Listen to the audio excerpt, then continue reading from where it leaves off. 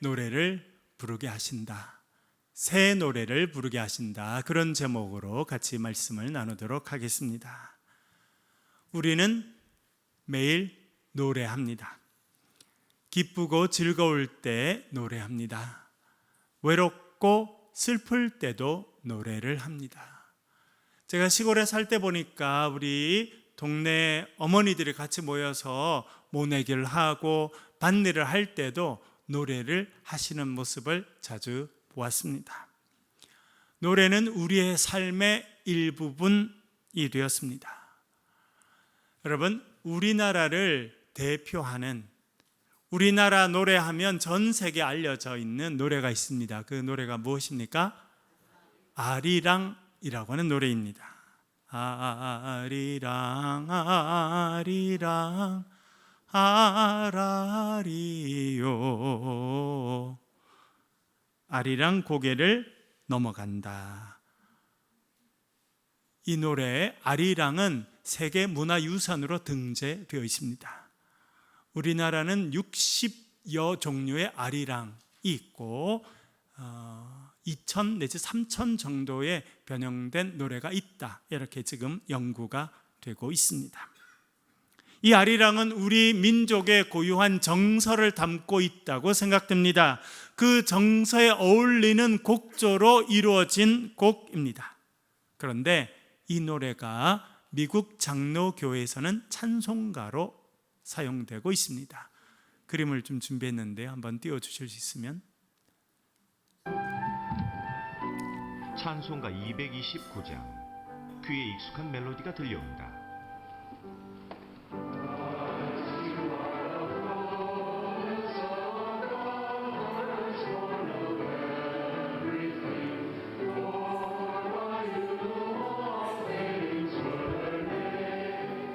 아리랑 멜로디에 성경 구절이 흘러나온다.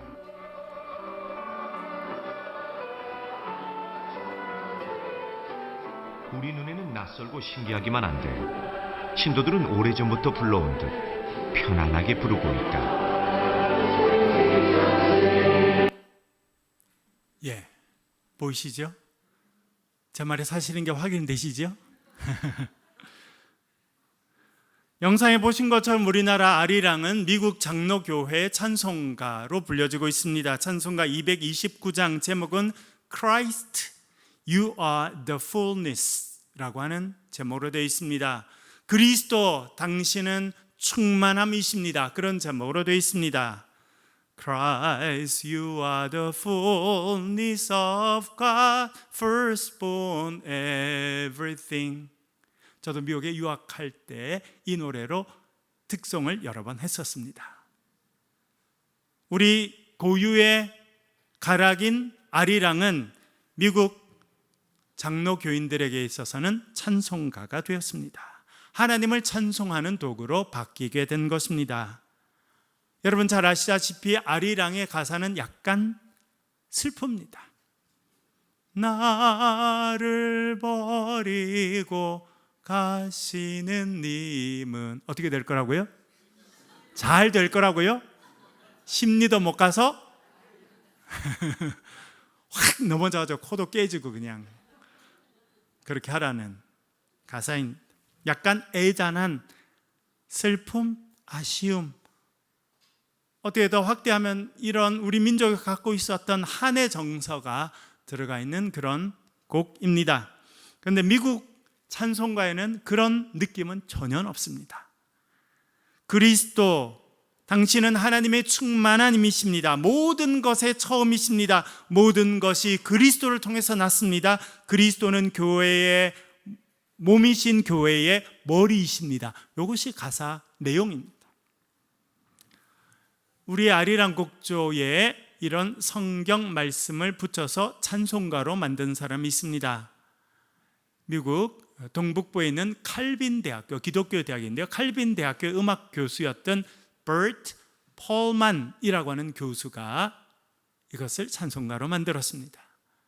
아마 그는 한국에서 갔다 왔던 선교사를 통해서 이 곡을 접하게 된 것 같습니다. 그 곡조가 너무 아름다워서 반하게 됩니다. 그래서 거기에 찬송, 성경 내용을 붙입니다. 그것이 1977년에 이루어진 일입니다. 그리고 1990년 그는 미국 장로교회의 찬송가 편찬위원으로 같이 참여하게 됩니다. 12명의 편찬위원들이 있었는데 이분들이 만장일치로 이 곡을 찬송가로 선택합니다. 그래서 1990년 이후로 미국과 캐나다 장로교회에서 불려지는 찬송가의 일부가 되었습니다.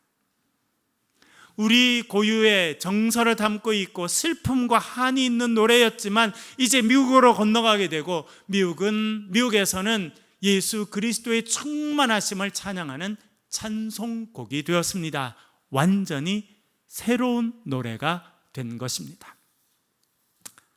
이렇게 일반 곡조가 찬송가가 되는 일은 가끔 있습니다. 지금 영국 사람들이 부르는 애국가가 있습니다. 제목이 God Save the Queen. 엘리자베스 여왕이 있을 때는 퀸, 여왕님이라 불렀고 이번에 그 아들 찰스가 왕이 돼서 킹이라고 부르고 있습니다. 주님, 우리 여왕님을 보호해 주옵소서, 그런 내용입니다. 앞부분만 제가 불러볼 테니까요. God save our gracious Queen, long live our noble Queen, God save the Queen. 영국 애국가인데 귀에 너무 익숙하시죠? 왜 그렇습니까? 이 곡은 1745년 만들어졌습니다. 그 당시에는 킹 조지 2세가 영국의 왕이었습니다. 그 왕에게 드리는 노래였습니다. 그리고 그 이후로 이 곡은 영국의 애국가가 되었습니다. 남자 왕이 있을 때는 킹이라고 부르고 엘리자베스 여왕과 같은 여왕이 있을 때는 God save the queen, 우리의 여왕을 보호해 주십시오라고 그렇게 그 부분만 바꿔서 부르지 나머지 내용은 똑같습니다. 이렇게 영국의 애국가가 우리나라에 들어오게 됩니다. 그 곡조를 알게 된 우리나라의 혹은 선교사 어떤 분이 그것에다가 가사를 붙이게 됩니다. 그래서 1908년 찬효가를 편집합니다. 찬송가 아니고 찬효가. 그전엔 또 찬형가라고 부를 때도 있었어요. 이렇게 조금씩은 바뀌었는데 1908년에는 찬효가를 편집하는데 이 곡이 찬송가로 들어오게 됩니다. 그래서 지금 우리가 부르는 70장 내용이 무엇입니까? 피난처에 있으니 환난을 당한 자 이리 오라. 원래는 영국의 애국가였는데 우리나라에 와서는 이것이 찬송가가 되었습니다. 환난을 당한 자 다 주님께 와라 하는 은혜로운 찬송가로 바뀌게 된 것입니다. 완전히 새로운 노래가 되었습니다. 새 노래, 오늘 본문에도 새 노래라고 하는 단어가 나옵니다. 3절 말씀을 화면을 보면서 읽겠습니다. 같이 읽겠습니다. 화면을 보고요, 같이 읽겠습니다. 시작. 새 노래 곧 우리 하나님께 올릴 찬송을 내 입에 두셨으니 많은 사람이 보고 두려워하여 여호와를 의지하리로다. 아멘. 다윗이 이렇게 고백합니다. 새 노래 곧 하나님께 올릴 찬송을 하나님께서 내 입에 두셨다, 그렇게 고백해 주고 있습니다. 여기에 새 노래라고 번역된 표현이 나옵니다. 히브리어로는 쉬르, 하다시라고 하는 건데, 쉬르는 노래라는 뜻이고 하다시는 새롭다, 그런 뜻을 갖고 있습니다. 그러니까 말 그대로 쉬르 하다시는 새로운 노래다, 그런 뜻입니다. 하나님께서 내 입술에 새로운 노래를 주셔서 새로운 노래로 하나님께 영광을 올리게 하신다, 그런 노래입니다. 이 새로운 노래, 새 노래라고 하는 표현이 사용된 것은 시편 33편 3절, 그것이 첫 번째 사용입니다. 화면을 보면서 같이 한번 읽어보겠습니다. 시작.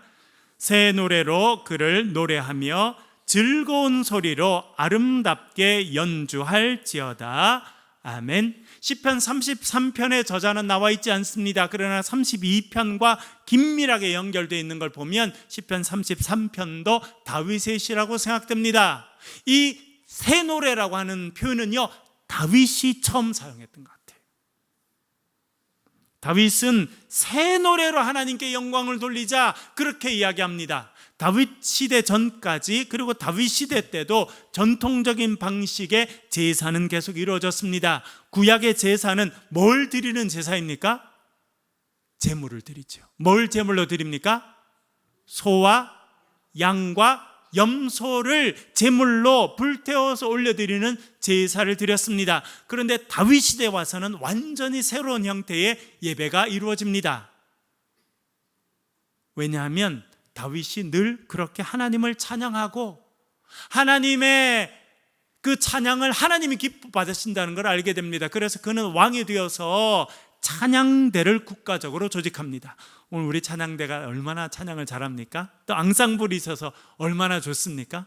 사실은 이스라엘 역사에서 이렇게 전문적인 찬양대가 조직되고 전문적으로 악기를 연주하는 사람들이 생긴 때는 다윗 왕 때였습니다. 그래서 다윗은 이제 소를 드리고 양을 드리는 그런 제사도 계속하지만 새로운 형태의 예배를 하나님께 올려드리게 됩니다. 그것이 찬양과 감사로 드리는 예배입니다. 다윗은 하나님께 감사와 기쁨의 찬양을 드리고 싶어 했습니다. 그래서 드리는 찬양을 새 노래라 그렇게 이야기하였습니다. 여러분, 그냥 노래가 아니라 왜 새 노래라 그렇게 이야기했을까요? 간단한 이유는 새로 만들어서 그렇습니다. 전에 없었던 노래를 새로 만들게 되어서 새 노래라 그렇게 말합니다. 다윗은요, 찬양대를 구성하고 또 앙상블을 구성하면서 아삽, 또 여두둔, 헤만 이런 사람들을 찬양대 지휘자로 공식적으로 인정합니다. 그래서 그런 사람들은 정말 하나님께 드릴 찬양을 연습하고 새로운 곡을 만들어내는 그런 풀타임의 음악가들을 국가적으로 양성했던 것입니다. 그래서 아삽의 시가 나오고 여두둔의 시가 있고 이런 전문적인 음악가들이 하나님께 드릴 새로운 곡을 작곡하고 끊임없이 만들어냈다는 것을 알게 됩니다. 제 친한 친구 중에 하나가 장신대 음악과의 작곡과 교수입니다. 제가 장신대 있을 때 한번 연락했어요. 우리 같이 가끔 이제 밥도 먹고 그렇게 하는데 연락을 한 거예요. 그래서 왜 그러냐 그랬더니 자기가 곡을 하나 짓고 있다는 거예요. 그래서 물어볼 게 있다는 겁니다. 그래서 뭘 물어볼 거냐 그랬더니 엘리 라마 사박다니 라고 하는 곡의 그 표현의 의미와 그리고 어디에 액센트를 찍어서 해야 되는지 알려달라는 거예요. 그래서 왜 그러냐 그랬더니 자기가 성금요일 예배를 위해서 새로운 곡을 만들고 있다는 겁니다. 그래서 제가 설명을 해줬고 그 설명을 참고해서 우리 작곡가 교수님 그 친구분이 세상에 없었던 새로운 곡을 만들게 됐습니다. 그래서 성금요 예배 때 그 찬양을 처음으로 올려드리게 됐습니다. 그래서 세상에 없었던 첫 곡이 만들어졌기 때문에 새 노래라 그렇게 말할 수 있습니다. 두 번째 의미는 이전에 있었던 곡이지만 완전히 새로운 의미로 새로운 마음으로 부르게 되었기 때문에 새 노래라 그렇게 말할 수 있습니다. 아리랑 우리가 수백 년 동안 불러왔습니다. 아리랑을 연구한 사람들은 그것이 거의 1000년 넘는 기간 동안 불려졌다고 생각됩니다. 오랜 동안 곡조가 있었는데 그것이 미국 땅으로 넘어가게 돼서 미국 땅에서는 그것이 찬송가로 새 노래로 바뀌게 되었습니다. 1745년에 작곡된 그 영국의 애국가는 우리나라에 넘어와서 하나님을 찬양하는 찬송가로 바뀌게 되었습니다. 새로운 가사를 넣게 되니까 새로운 곡이 된 것이죠.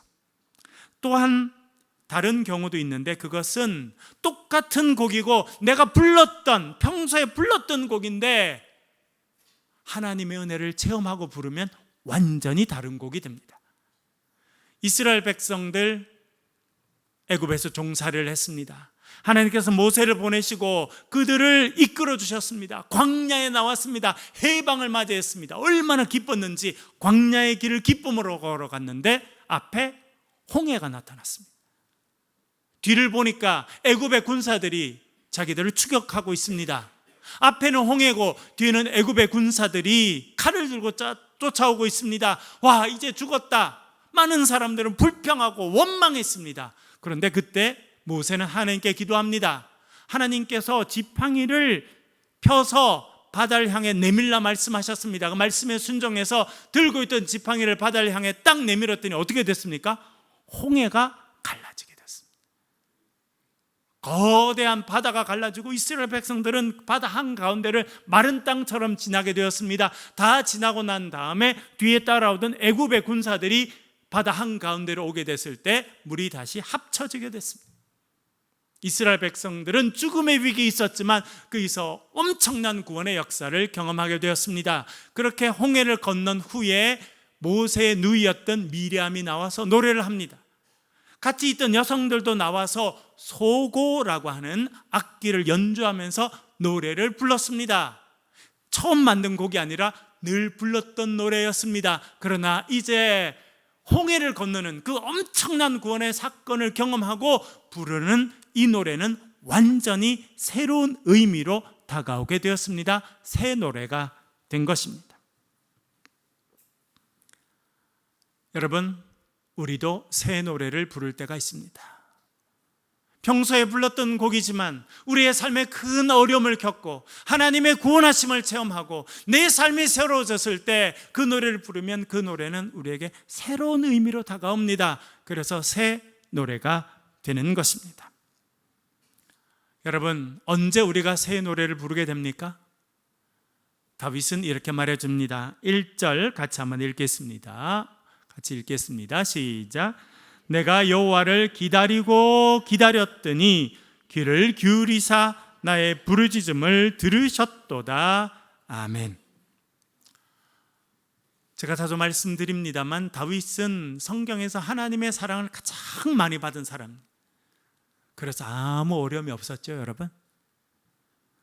고속도로 위를 벤츠를 타고 달리는 그런 인생이었죠. 산과 들로 도망다니는 인생을 살았습니다.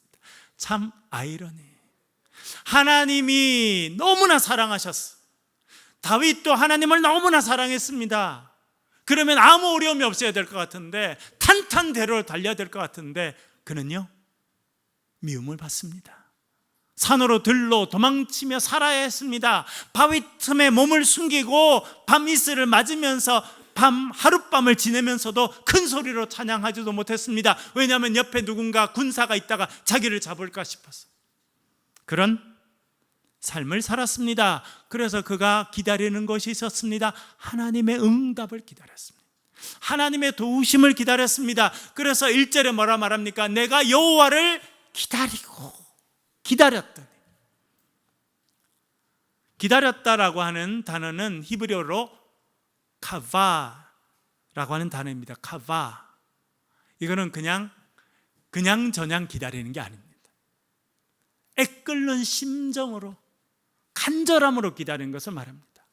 누가복음 15장에 보면 아들이 둘이 있는 아버지가 나옵니다. 둘째 아들이 재산을 다 가지고 나갔습니다.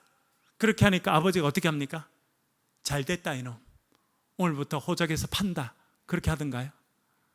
아버지는 그날부로 의자를 대문 밖에 두었습니다.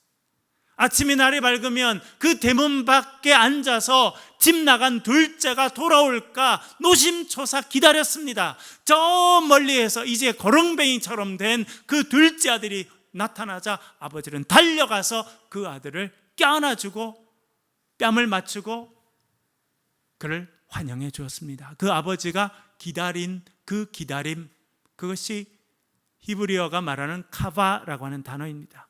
그래서 그 어감을 살리기 위해서 사실은 히브리어가 한 번밖에 안 쓰였는데 우리나라 성경에는 기다리고 기다렸다, 그렇게 표현해 주고 있습니다. 여러분, 우리가 여기서 하나 깨닫게 됩니다. 새 노래를 부르게 될 사람이 있어요. 그 사람은 하나님을 기다리고 기다리는 사람이라는 거예요. 여러분도 하나님의 은혜를 기다리고 기다리십니까? 하나님의 도우심을 기다리고 애절한 마음으로 주의 은혜를 간구하는 그런 삶을 살고 계십니까?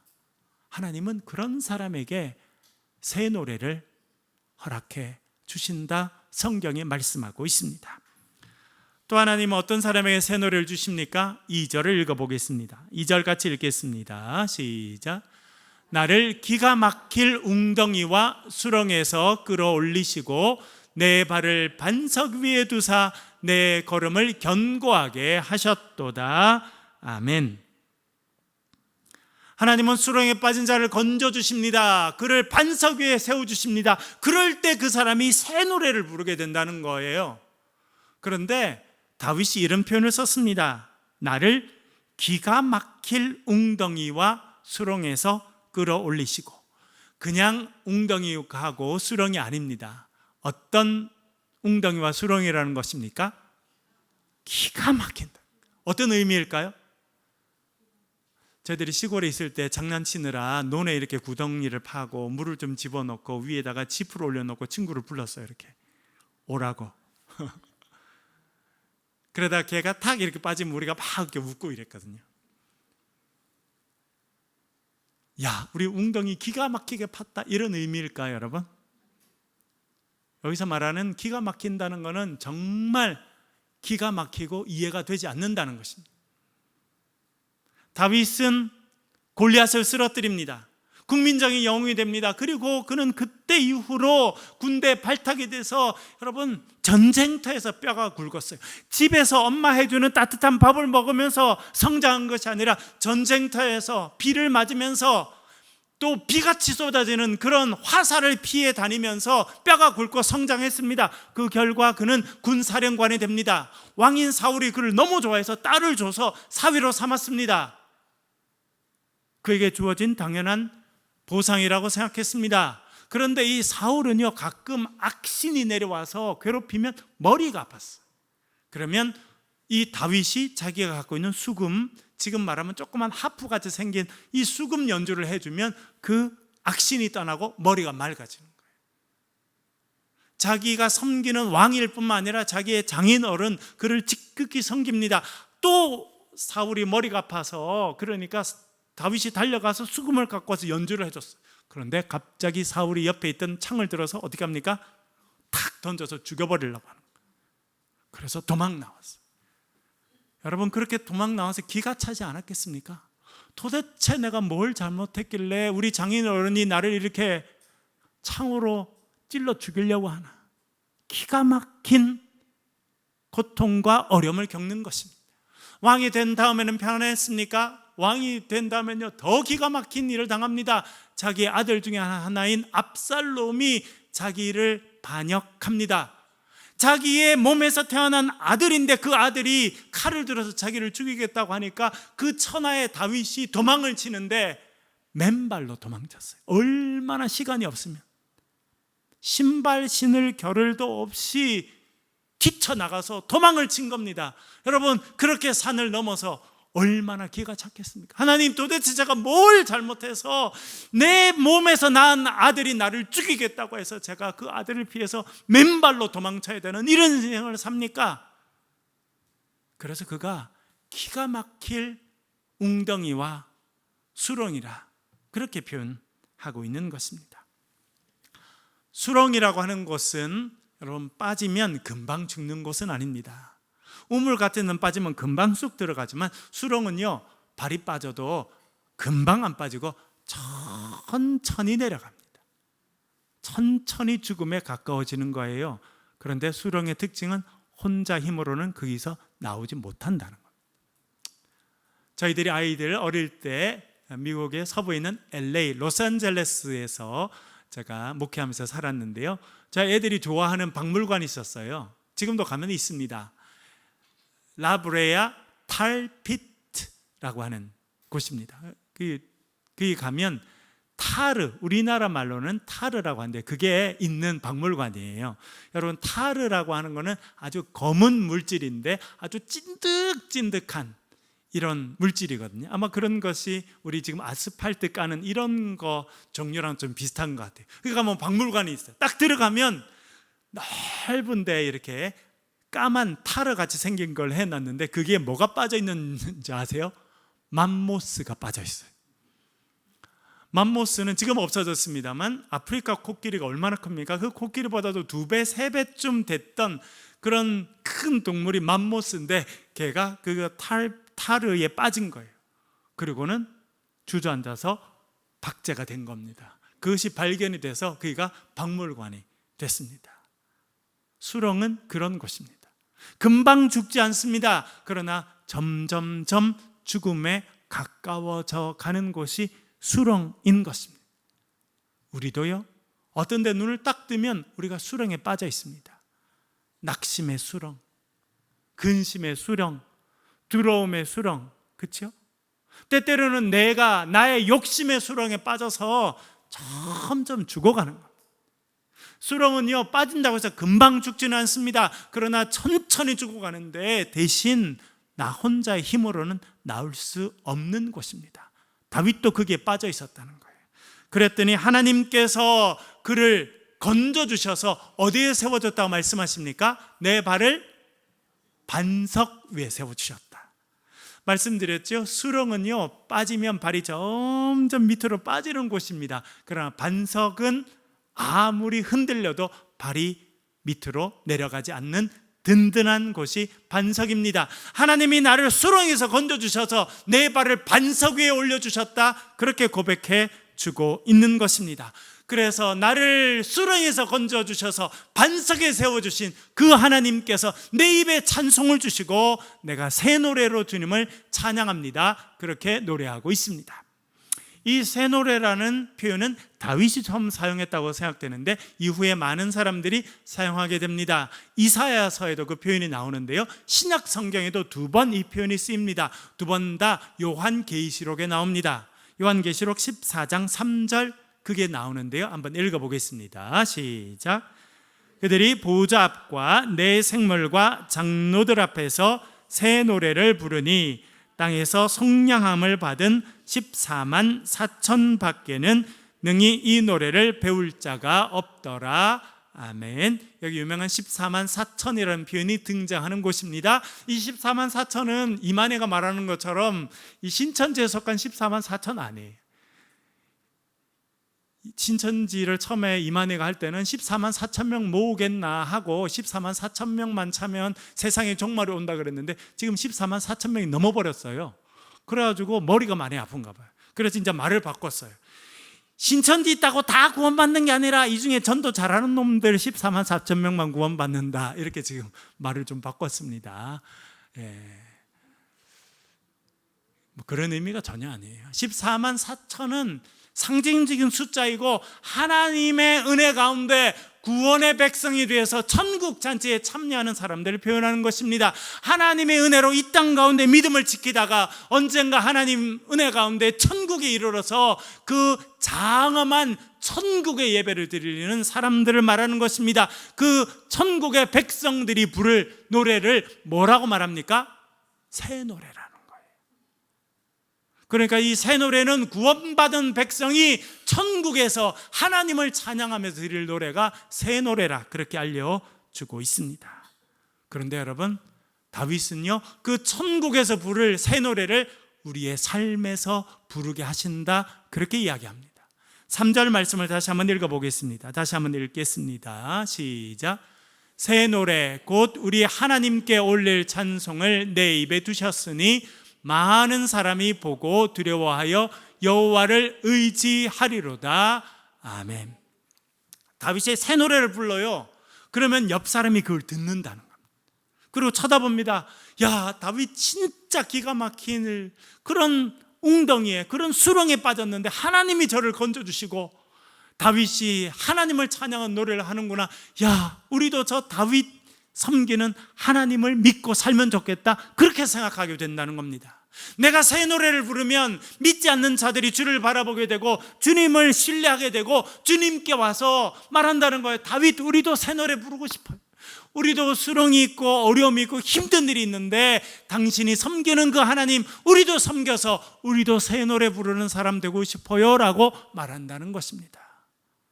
이 새 노래를 부르는 자들을 통해서 하나님의 영광이 선포되고 믿지 않는 자들이 하나님께 돌아오는 역사가 있게 될 것이라 말씀하고 있는 것입니다. 우리가 새 노래를 부르게 될 때 하나님께서 우리를 통해 영광 받으시고 믿지 않는 자들이 우리를 통해 주님께 돌아올 역사가 있게 될 줄 믿습니다.